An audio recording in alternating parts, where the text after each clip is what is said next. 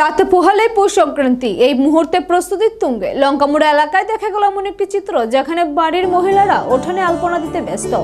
জিজ্ঞাসাবাদে জানা গেল, তারা রীতি এবং ঐতিহ্য মেনে প্রতি বছরই বাড়ির উঠোনে আলপনা দেন। কাঠ কুটো দিয়ে ঘর তৈরি করে তারপর বুড়ির ঘর পোড়ানোর কাজ শুরু হয়।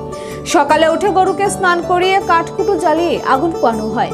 আগের দিন রাত্রে ছেলেপুলেরা বনভোজন করে। সকাল থেকে শুরু হয় পিঠেপুলি বানানোর কাজ। অনেক আগে থেকে অগ্রজনেরা এই জাতীয় অনুষ্ঠান করে আসছিলেন। এখন উত্তরসূরি হিসেবে বহন করে নেওয়ার দায়িত্ব তাদেরই। আবার আগামী প্রজন্ম তাদের দেখা দেখে নিশ্চয়ই ভবিষ্যতের এই ধরনের অনুষ্ঠানের আয়োজন করবে বলে আশা প্রকাশ করেন লঙ্কাপুর এলাকার মহিলারা। নতুন ধান এর উপলক্ষে করে এটা দেওয়া হয়। অনেকে মকর সংক্রান্তিও কয় এটাকে। আর এই পৌষ সংক্রান্তির আগের দিন সবাই বুড়ির ঘর বানায়, তারপরে ছেলেরা পিকনিক করে এখানে বুড়ের দিকে উঠে বুড়ির ঘরে আগুন দেওয়া হয়। পরের দিন সংক্রান্তির দিন সবাই পিঠে পুলি করে, অনেক ধরনের রান্না বান্না করে। পরে পূর্বপুরুষদের উদ্দেশ্যেও আমাদের পুজো দেওয়া হয়। বিকালের দিকে লুট আসে, বাড়ি বাড়ি আমরা সবাই হরির নাম কীর্তন করে লুট করে, ছেলেমেয়েরা সবাই খুব আনন্দ করে। এটা তো পূর্বপুরুষ থেকেই করে আসছে, আমরাও এখন করছি, আমাদের ছেলেমেয়েরাও দেখছে, করছে।